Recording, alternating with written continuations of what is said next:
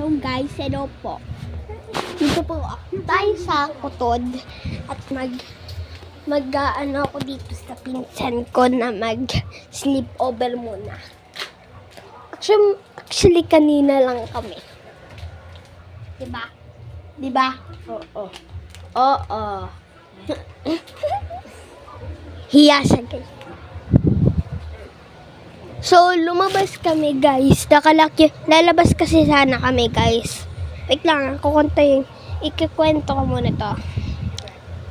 Pumunta muna si Uncle, tapos pumunta dito.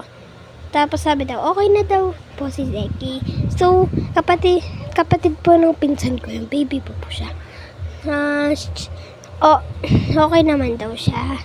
So, nanood kami ng mukbang.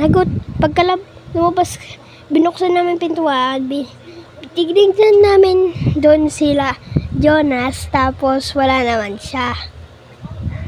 Tapos, ngayon, mga kanina lang, ginamit niya tong cellphone ko para mag-picture lang.